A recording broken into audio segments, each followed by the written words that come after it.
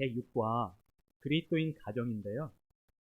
오늘 오전에 설교 말씀 들으면서 또 오늘 그리스도인 가정이 어떻게 해야 되는지에 대해서 말씀해 주시더라고요. 뭐 목사님하고 저하고 미리 뭘 할지 알지 못했는데 가끔 이럴 때에 우리 교회에 하나님께서 뭘 원하시는구나 하는 걸 느낄 때가 있습니다. 우리 가정, 이 말씀 사랑 침례 교회를 이루고 있는 한 가정 한 가정이 바르게 세워지기를 원하시는구나. 이런 것들을 느낍니다. 그래서 오늘 그 순서에 따라서 제6과 그리스도인 가정에 대해서 배워보도록 하겠습니다. 자, 우리 교재 보면서 한번 눈으로 따라가 보시죠. 제가 읽어보겠습니다. 성경은 하나님께서 두신 두 기관이 있다고 가르칩니다. 그것은 곧 가정과 교회입니다. 그리스도인에게 이 두 가지보다 더 중요시되는 것이 있어서는 안 됩니다. 왜냐하면 이 두 가지는 신성한 것이기 때문입니다. 네, 여기 두 가지 기관이 나와요. 가정하고 교회죠. 이 세상은 그 기관이 엄청 많습니다. 제일 먼저 우리가 태어나면은 우리 대한민국에서 태어났죠. 국가가 있고요. 또 우리 학교에 다녔죠. 네, 초등학교부터 계속 학교, 여러 기관이 있고요. 행정기관도 있고요. 뭐 동호회 모임을 가도 기관이 있고요. 기관이 많아요. 근데 하나님께서 만드신 기관, 하나님께서 제정하신 것, 다른 모든 기관은 사람의 필요에 의해서 만들었어요. 근데 하나님께서 제정하신 기관은 딱 두 가지 있는데 가정하고 교회입니다. 가정은 어떻게 만드셨죠? 네, 창세기에서 보니까 만드셨어요. 아담을 만드셨고 홀로 있는 것이 좋지 못하다 하셔서 이브를 만드셨죠. 그래서 남편과 아내가 있으니까 가정이 되었죠. 그러면서 또 이들한테 번성하라. 이렇게 아들, 딸들을 낳고 이렇게 이 땅을 채우며 살아라. 최초의 가정이 하나님께서 아담으로부터 만드셨죠. 하나님께서 만드신 기관이 제일 먼저 만드신 기관이요. 교회가 아니에요. 가정이 먼저입니다. 그래서 가정이 무너지면 크리스찬 가정이 무너지면 그 교회도 무너지게 돼 있어요. 모든 가정이 다 무너지면 그 교회는 다 무너진 거예요. 가정이 먼저고요. 그 다음에 세워진 기관이 교회죠. 예수님께서 내가 내 교회를 세우리니 하시면서 교회를 세우셨죠. 내가 목포에 내 말씀대로 하는 말씀 사랑 침례교회를 세우리니 하셔서 목사님을 통해서 그 믿음을 주셨고 예수님께서 세우셨죠. 이렇게 가정과 교회 이 두 가지가 가장 중요합니다. 적어도 크리스찬에게는 그래요. 이 두 가지가 가장 중요합니다. 자, 계속 읽어보겠습니다. 많은 이들이 생각하는 것과는 달리 가정과 교회는 상호 보완적입니다. 가정하고 교회는 떨어질 수가 없어요. 사실은 가장 위대한 가정은 교회를 중심으로 세워진 가정입니다. 그렇죠. 교회를 중심으로 세워진 가정은 반석 위에 지은 가정 같죠. 무너질 수가 없어요. 그리고 가장 위대한 교회는 신실하게 출석하면서 함께 주님을 섬기는 가족들로 구성된 교회입니다. 아멘. 우리 교회가 그런 가족들로 든든하게 서길 원합니다. 아직 가족이 다 출석하지 못하는 그런 지체들이 있죠. 우리 교회가 끈질기게 쉬지 않고 기도해야 될 기도 제목이에요. 우리 교회를 위해서 기도한다 그러면 가장 먼저 기도해야 될 것이 지금 온전한 가정이 출석하지 못하는 가정 위해서 눈물 흘리면서 기도하십니까? 그게 교회를 위해서 기도하는 겁니다. 그 가정이 믿지 않던 남편이, 믿지 않던 아내가 이 교회에 나와서 같은 믿음으로 이 가정이 세워질 때 이 교회는 든든하게 세워지게 돼 있어요. 그 기도를 우리가 꼭 해야만 합니다. 자, 그렇다면 사탄이 극악무도하게 활동하는 경기장이 우리의 가정과 교회라는 사실은 조금도 놀라울 일이 아닙니다. 안타깝게도 이 사탄이 활동하는 곳이 가정하고 교회예요. 술집에서 활동 안 해요. 거기서는 알아서 잘 하나님을 대항합니다. 안 해도 돼요. 근데 가정과 교회, 여기서는 사탄이 열심히 자기의 일을 하죠. 지금은 참으로 많은 가정들이 유일한 반석이신 분 예수님이시죠. 대신에 여러 돌들 위에 세워진 시대이며 교회들이라고 불리는 수많은 교회들이 하나님의 말씀에서 떠나는 시대입니다. 여기 교회들이라고 불리는 수많은 교회들 이런 표현이 있네요. 예수님께서는 내가 내 교회를 세우리니 하면서 교회를 세우셨는데 사람이 세운 교회도 많아요. 마귀를 통해서 세워진 교회도 많죠. 예수님께서 주인이 아니신 교회, 이런 교회들은 그렇죠. 성경은 매우 실제적인 책이며 가정에 관해 많은 것을 말하고 있는 책입니다. 이렇게 믿으시죠? 예, 저희가 알아야 될 것들이 성경에 있습니다. 그래서 우리가 배우고 있어요. 하나님께서는 당신의 가족과 당신의 가정을 위한 명확한 청사진을 가지고 계십니다. 지면이 허락하지 않아 이에 관해 철저하게 공부하기는 어렵겠지만 우리는 이 과에서 당신이 따라야 할 몇 가지 경건한 원칙들을 확고히 세우는 데 중점을 둘 것입니다. 예, 그렇게 하죠. 우리 경건한 원칙들을 배워가도록 해요. 자, 최초의 가정입니다. 자, 창세기 2장 보겠습니다. 창세기 2장. 하나님께서 가정을 먼저 세우셨다 했는데 어떻게 세워졌는지 보겠습니다. 창세기 2장을 펴시고요. 자, 2장을 펴놓고 한번 교재를 보겠습니다. A번. 하나님께서 남성에게 좋지 못하다고 말씀하신 것은 무엇입니까? 우리 18절 한번 볼까요? 18절 보고 한번 읽어보겠습니다. 18절 시작. 주 하나님께서 이르시되 남자가 홀로 있는 것이 좋지 아니하니 내가 그를 위해 합당한 조력자를 만들리라 하시니라. 아멘. 예, 남자가 홀로 있는 것 좋지 않다 이렇게 말씀하셨네요. 남자 혼자서는 불완전한가 봐요. 예, 그래서 합당한 조력자가 필요하다고 하나님 말씀하셨습니다. 예, 그래서 남자에게 좋지 못한 것이 무엇이냐? 남자가 홀로 있는 것. 이렇게 우리 답변할 수 있습니다. B번입니다. 최초의 여성은 어떻게 지음을 받았습니까? 예, 우리 다 알고 있는 말씀이지만 21절, 22절에 그렇게 있어요. 예, 그래서 우리가 다 아는 바와 같이 아담에게서 뭐를 취했죠? 갈비뼈. 예, 이게 많은 사람들이 다 알고 있어요. 예, 근데 이거를 동화나 꾸며낸 얘기를 알고 있는 믿지 않는 사람도 있죠. 근데 우리는 사실인 거 아시죠? 예, 그래서 갈비뼈를 취해서 예, 그 갈비뼈로 여자를 만드셨습니다.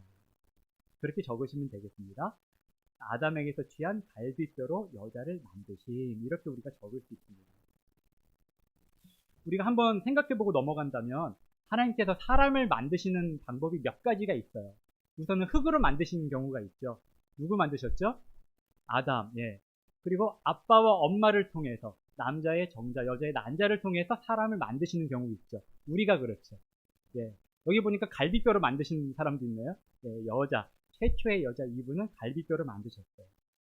또 우리 예수님은 사람이 아니라 성령님으로 말미암아 이 세상에 오셨죠. 예, 이렇게 여러 방법으로 하나님께서 사람을 만드셨습니다. 자, 그 다음 페이지입니다. 38페이지 보겠습니다.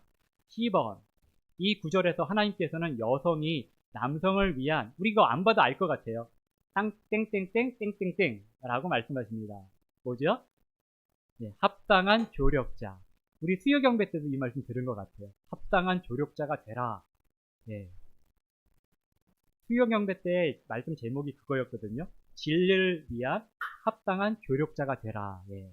여기서 보니까 아담을 위해서 합당한 조력자로 이브를 주셨어요. 그러면 예수님을 위한 합당한 조력자는 누구죠? 교회예요. 우리죠. 우리가 합당한 조력자죠.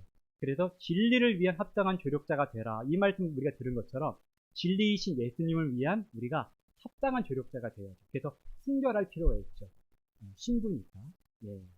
이렇게 하나님께서 여성이 남성을 위한 합당한 조력자가 된다고 말씀하셨습니다. D번입니다.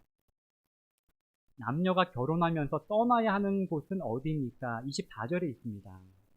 24절 제가 읽어볼게요. 그러므로 남자가 자기 아버지와 어머니를 떠나 자기 아내와 연합하여 그들이 한 육체가 될지니라. 예, 이렇게 명령하셨어요. 이건 명령입니다. 예, 그래서 떠나라. 자기 아버지와 어머니를 떠나 자기 아내와 연합하여 그들이 한 육체가 될지니라. 이렇게 말씀하셨죠. 요즘에 이제 결혼 시기가 늦어지고 또 이러면서 결혼했는데도 정신적으로 또 경제적으로 독립되지 못하는 경우도 많이 있어요. 성경적이지 않은 겁니다. 네, 저희는 알아야 돼요. 그래서 크리스찬 가정이라면 자녀를 결혼시킬 때 경제적으로 물론 도울 수 있어요. 하지만 완전히 의존해서 자기는 하나도 벌 생각도 안 하고 가정을 이뤘는데 부자인 부모한테 얻어 쓴다. 성경적이지 않죠.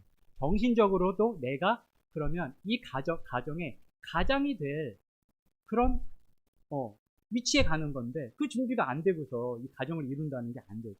정신적으로도 아버지와 어머니를 떠나야 됩니다. 떠나서 이렇게 가정을 이루는 것. 이것이 하나님께서 원하시는 바입니다.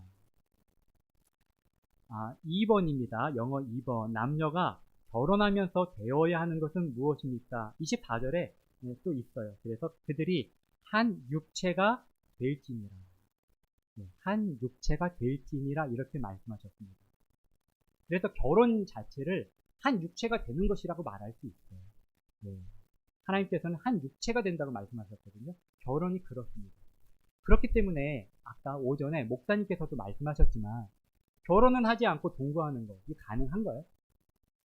불가능합니다. 근데 이 세상의 생각은 가능할 뿐 아니라 권장하고 있어요. 지금은 믿지 않는 경우는 부모들이 오히려 권장도 해요. 좀 살아보고 확실히 알아보고 결혼해라. 이런 말도 들어봤거든요. 그게 지혜롭다고 그분들은 생각해요. 그런데 정말 지혜로울까요? 정말로 여러 사람과 경험해보고 내가 알아보면 그 사람을 정말 내가 속속들이 다 알아서 다 절대 실수하지 않는 결혼을 할 수 있을까요? 결혼해 보신 분들은 알아요. 그게 아니라는 거예요.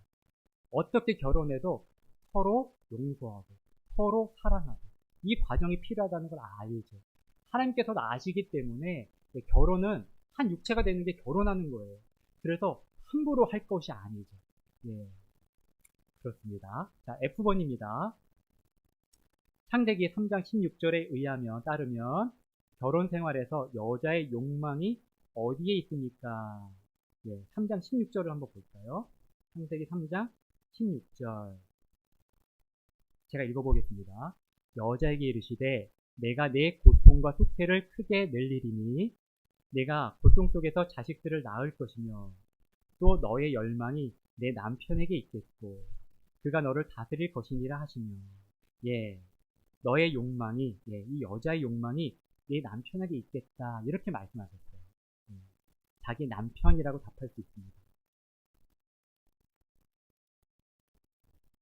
계속해서 G번입니다. 마태복음 19장 4에서 6절을 찾아보십시오. 주 예수 그리스도께서는 결혼 관계의 영속성에 관해 무엇이라고 말씀하셨습니까? 마태복음 19장 가보겠습니다.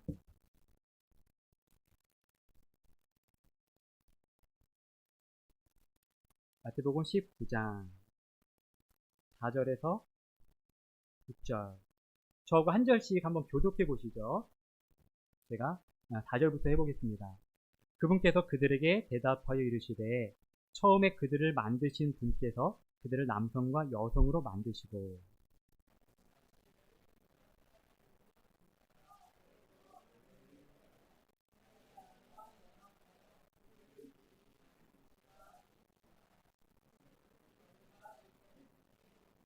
우리 방금 이 말씀을 읽었죠. 그쵸? 자, 6절입니다. 따라서 그들이 더 이상 둘이 아니요. 둘이 아니랍니다. 한 육체이니 그러므로 하나님께서 함께 결합하신 것을 사람이 나누지 못할지니라 하시니라. 아멘. 그래서 하나님께서 함께 결합하신 것을 사람이 나누지 못할지니라 이렇게 말씀하셨어요. 이렇게 우리가 답을 할 수 있습니다. 하나님께서 함께 결합하신 것을 사람이 나누지 못한다. 이렇게 말씀하셨습니다.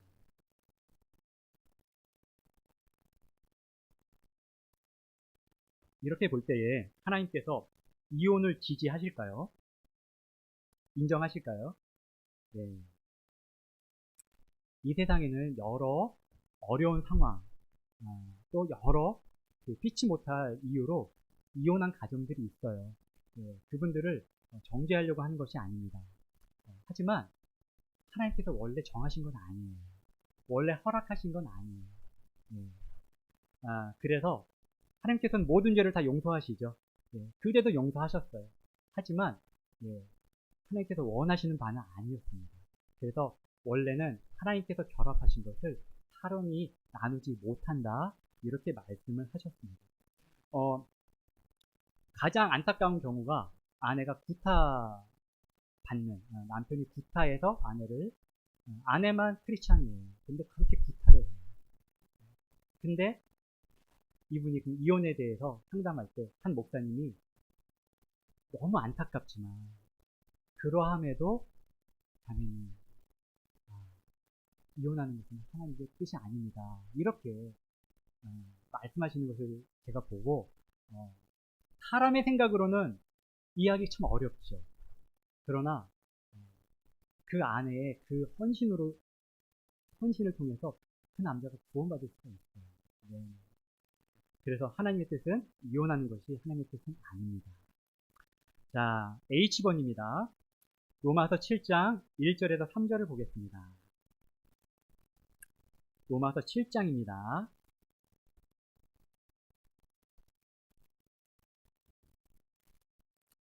7장 1절에서 3절.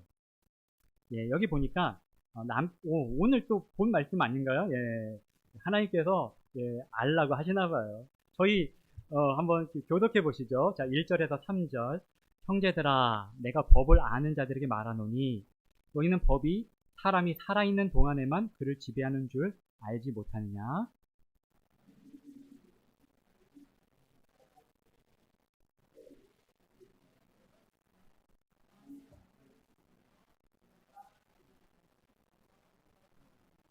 그러므로 만일 그녀가 자기 남편이 살아있을 때에 다른 남자와 결혼하면 간음한 여자라 불릴 것이지만 그녀의 남편이 죽으면 그녀가 그 법에서 해방되므로 그녀가 다른 남자와 결혼해도 간음한 여자가 아니니라.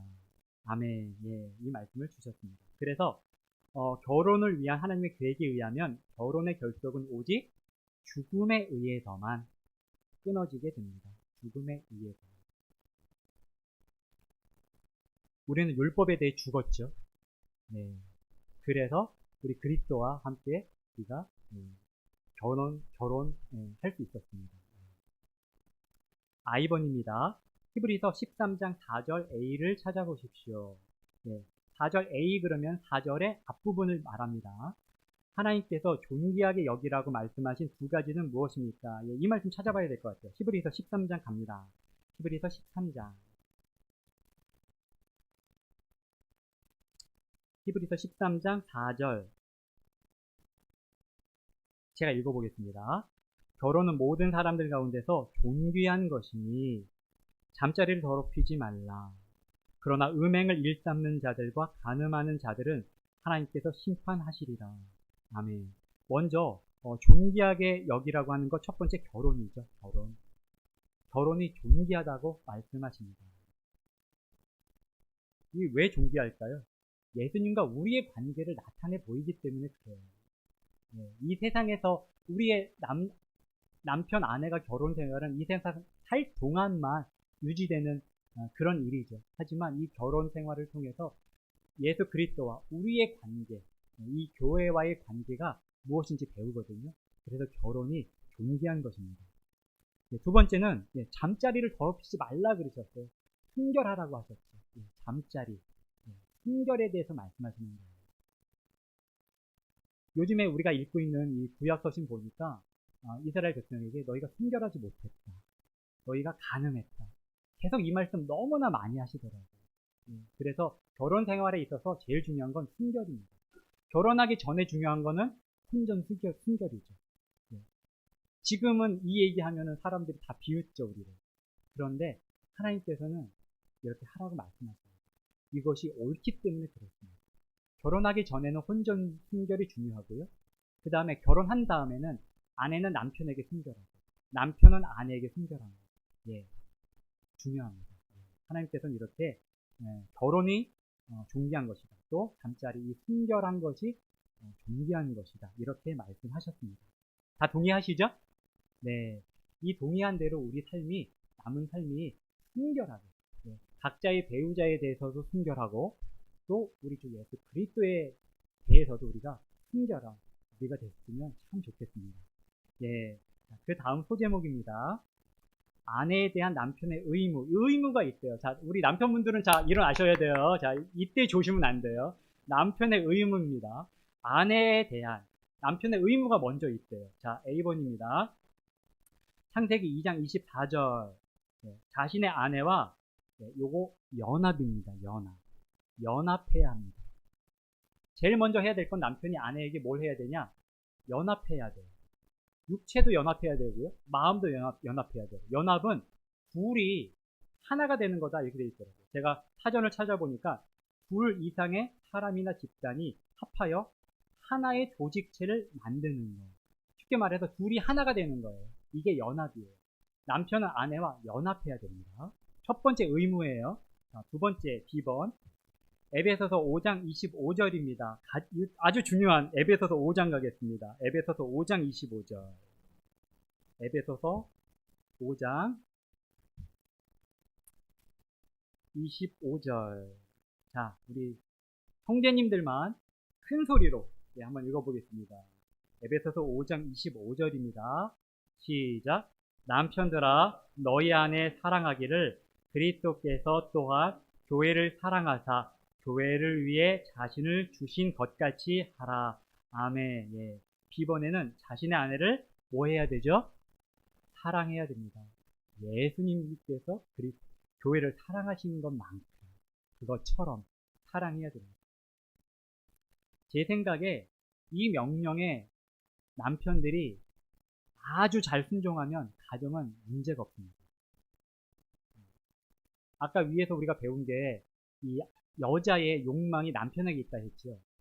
남편이 아내를 예수님께서 교회를 사랑하신 것처럼 그 희생의 사랑이죠. 목숨까지 내놓는 사랑이에요.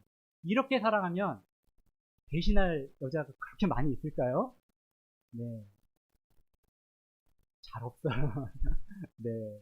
남편이 정말 순결하게 내 아내를 사랑하면 가정에 많은 문제들, 거의 대부분의 문제들이 해결이 됩니다. 순종하실 거죠?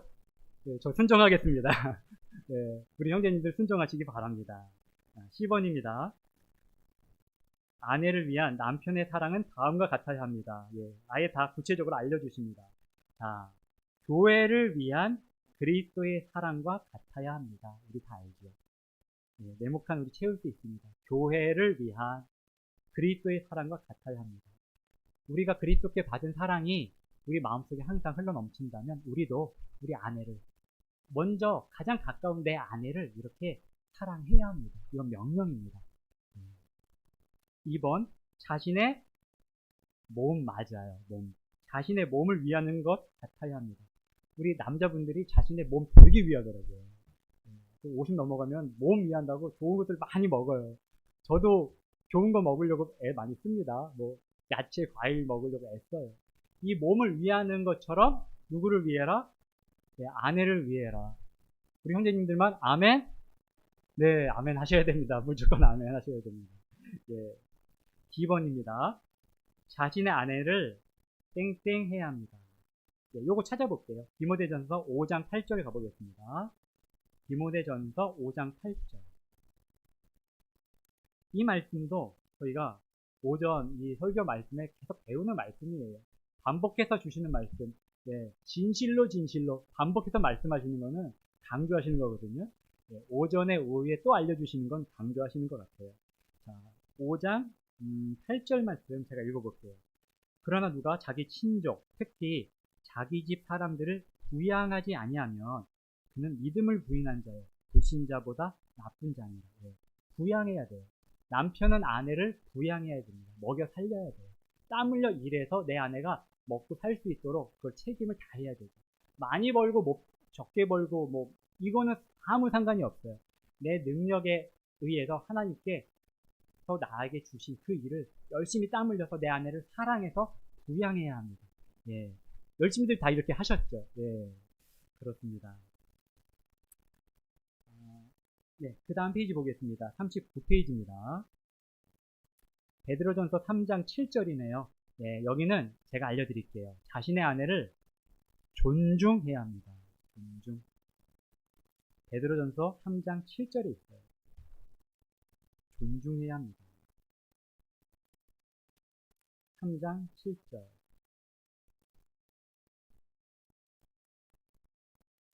F번입니다. 고린도전서 7장 3절에 자신의 아내에게 합당한 애정을 베풀어야 합니다. 애정. 합당한 애정을 베풀어야 한다. 이렇게 돼 있어요. 고린도전서 7장의 말씀 보니까요. 남편의 몸을 주장하는 게 남편 스스로가 아니고 아내예요. 그리고 아내의 몸을 주장할 수 있는 게 그 권리가 아내에게 있는 게 아니고 남편이에요. 이 말씀에 만약에 순종하면은 이것 또한 가정의 많은 문제들을 해결할 수가 있고 서로 존중할 수가 있습니다. 그래서 남편은 아내에게 합당한 애정을 베풀어야지만 됩니다. G번입니다. 고린도전서 7장 5절인데요. 자신의 아내의 권리를 여기는 빼앗지 말아야 한다 이렇게 말씀되어 있어요. 아내의 권리를 빼앗지 말아야 된다. 아까도 말씀드렸지만 남편의 몸의 권리, 남편에 대한 권리를 아내가 가지고 있어요. 그래서 아내가 남편에게 이러한 저런 것들을 요구할 수 있죠. 그래서 남편은 그것에 사랑하는 마음으로 따라주어야 되죠. 이렇게 권리를 빼앗지 말아야 됩니다. H번 아주 중요합니다. 에베소서 5장 23절 한번 가보겠습니다. 에베소서 5장 23절. 에베소서 5장 23절. 요건 우리 자매님들 한번 읽어봐 주실래요? 자, 5장 23절 해주셨죠? 시작.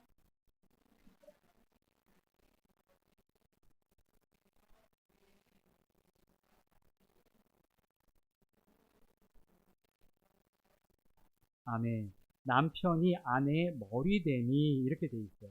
그래서 남편은 아내와 가정의 머리가 되어야 합니다.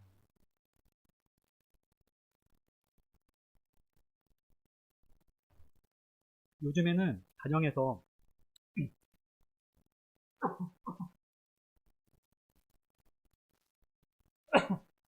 죄송합니다. 이 가정에서 스스로 이 머리의 자리에서 내려오는 남편들이 있어요. 절대 성경적이지 않습니다. 크리스찬 형제가 할 만한 행동이 아니에요. 남편은 머리가 되어야 돼요. 근데 바르게 돼야 되죠. 분리말하는 얘기가 아니죠.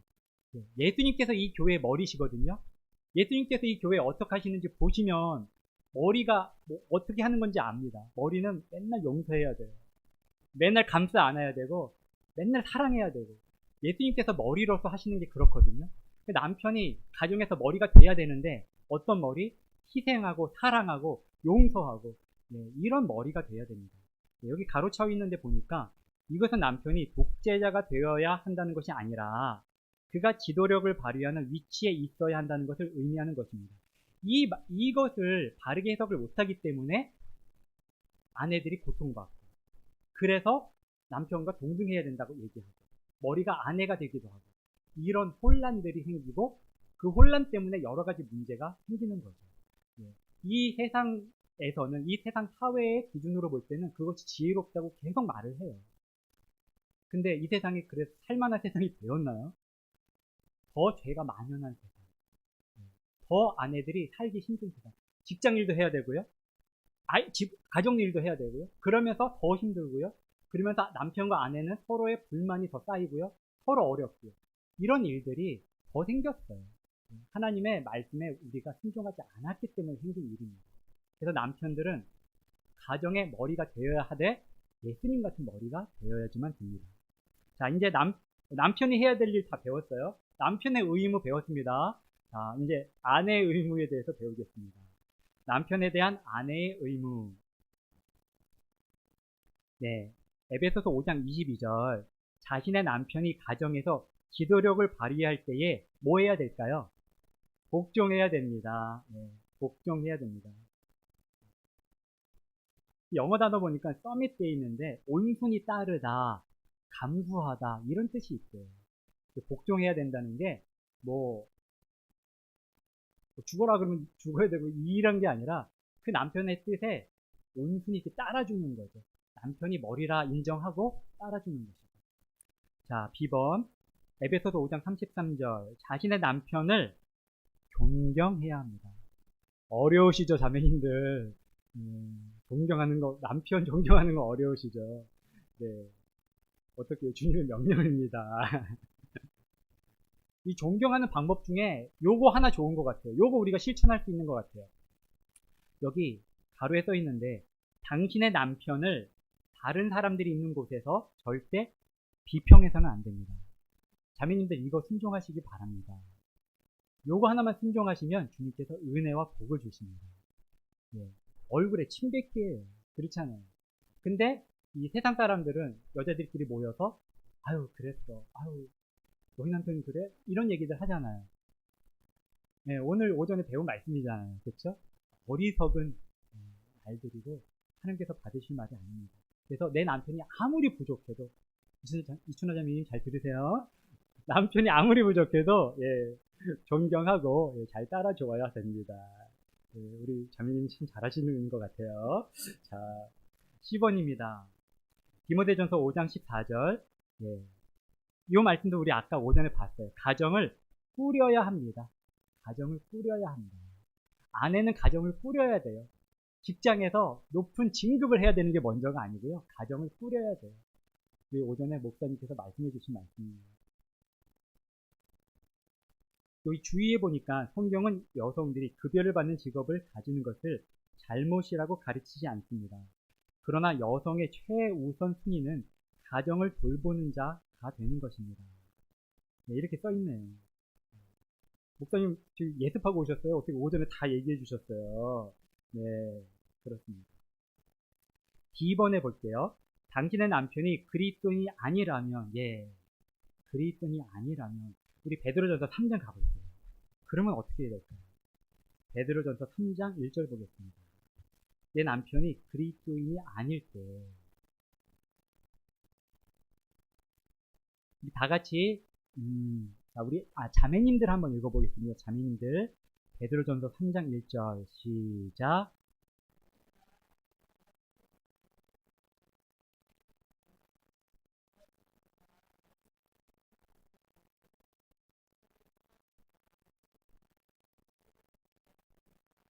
아멘. 예. 여기 이제 교재에 보니까 행실이라는 단어는 경건한 생활 방식을 의미합니다. 예, 주의라고 써져 있는 것 볼게요. 당신의 남편이 구원받지 못한 사람이라 할지라도 그에게 불순종하는 일이 있어서는 안 됩니다. 예, 이것이 하나님의 뜻입니다. 비록 그 일로 교회 모임에 오지 못하게 된다 할지라도 말입니다. 어렵죠. 열심히 기도하여 하나님께서 그 남편을 다루시도록 하십시오. 절대로 남편에게 성경을 들이밀면서 강요하지 마십시오. 네, 참 고기와 같은 말씀입니다.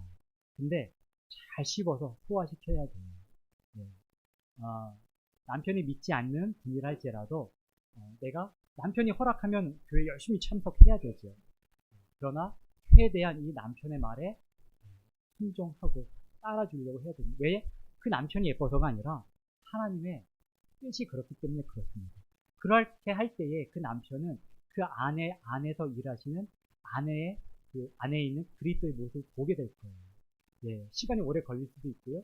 기도도 많이 필요하고. 우리에게 이런 어려운 순종도 우리가 때때로 필요합니다. 다음 페이지입니다. 40페이지. 40페이지 맨 위에 읽어볼게요. 그 대신에 위에 제시된 성경의 양식에 따름으로써, 성경 말씀에 순종함으로써 남편에게 살아있는 복음이 되도록 하십시오. 살아있는 복음, 너무 멋있는 단어 아닙니까? 당신의 남편을 위해 진심으로 기도하고 그를 사랑하십시오. 남편에게 복음을 전할 기회를 열어주시거나 남편을 교회 모임에 초청할 수 있는 기회를 열어주시도록 주님께 구하십시오. 예. 우리 교회에 그런 기회가 있을 거예요. 그 기회가 올 때까지 주님께 계속 기도해야 되죠.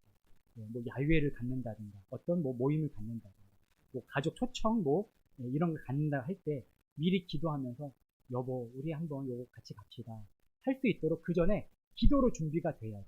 그래야 하나님께서 그의 마음을 열어주시죠. 예, 그렇게 해야 됩니다. 분명히 하나님께서는 하실 수 있으십니다. 네, 우리도 구원해 주신 하나님께서 어떤 사람도 구원해 주실 수 있으십니다. 저 사람은 참 어려워. 안 될 것 같아. 이런 말씀 하시지 말기 바랍니다. 네, 우리도 안 될 사람이었어요. 네. 2번입니다. 고린도전서 7장 4절 5절. 남편의 권리를 빼앗지 마십시오. 예. 남편의 권리를 챙겨주세요. 예. 인정해주세요. 하나님께서 인정하신 권리고요. 여러분들이 또 사랑해서, 우리가 사랑해서 만난 남편과 아내 아닙니까? 이 권리를 또 빼앗지 마시기 바랍니다. 네, 오늘 여기까지 하겠습니다. 그래서 오전에 주신 말씀을 가지고 또 오후에도 이제 우리 가정이 또 든든히 세워지기를 원하시는 것 같아요. 예, 이렇게 하나님의 뜻을 아시고 내가 가정에서 어떻게 해야 될까? 형제님들은 내가 이 가정에 정말 좋은 머리 어떻게 돼야 될까? 주님께 기도하시면서 나아가시는 형제님 되시길 바라고, 또 자매님들도 우리 남편을 어떻게 존중할까? 어떻게 따를까? 그것이 우리 예수님을 사랑하는 방법입니다. 예, 이렇게 순종하는 우리 말씀 사랑 팀에게 되기를 원합니다.